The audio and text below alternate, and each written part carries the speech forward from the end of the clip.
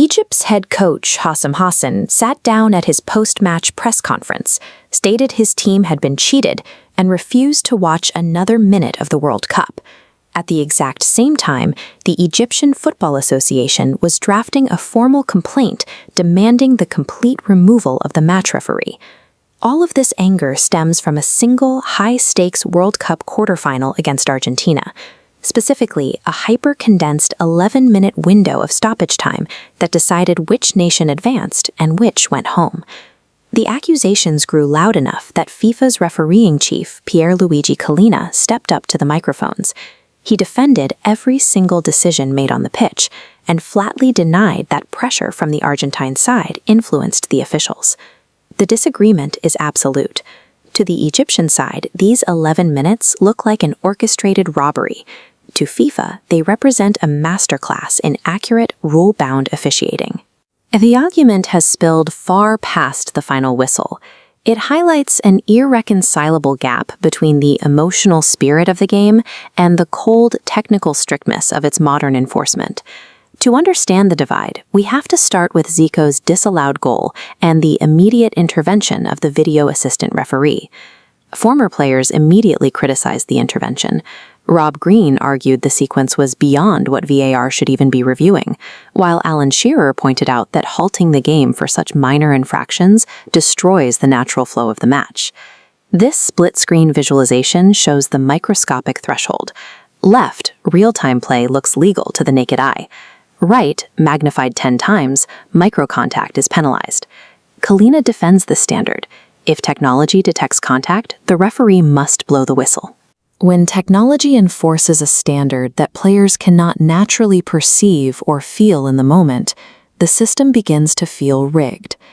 The players lose trust in the very mechanisms meant to protect the game. That loss of trust compounded minutes later during a late penalty appeal, when Mohamed Salah went down inside the box. He fell under direct defensive pressure from Argentina's Julian Alvarez. This is where the consistency argument falls apart for the critics. If Zico's microscopic graze warranted an overturned goal, pundits wanted to know exactly why Salah's collision with Alvarez was dismissed by FIFA as normal football contact. This perceived double standard, flagging the invisible while ignoring the obvious, acted as a catalyst, pushing the Egyptian bench toward a breaking point. During the chaos, Coach Hassan stepped toward the pitch, looked directly at the referee, and aggressively crossed his arms at the wrists. The referee immediately booked him. According to FIFA's official rules, crossing your arms is the designated signal to report racist abuse. It remains unclear why Hassan chose that exact, highly charged gesture in the heat of a tactical dispute. Applying rigid technical rules to subjective moments doesn't cleanly resolve conflict. It often amplifies the frustration into explosive and ambiguous confrontations.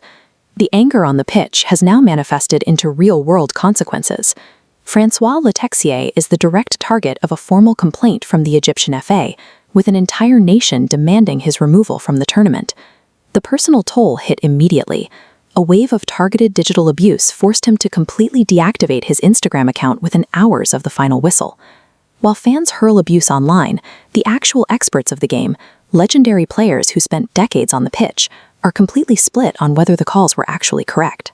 Video review was introduced to strip human error from the game and make officiating perfectly objective.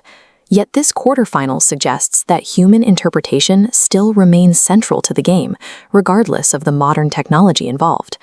In the quest for technical perfection, are we destroying the spirit of the sport? Or is Egypt's outrage just a textbook case of sour grapes? Let us know your verdict in the comments, and subscribe to follow this story as it develops.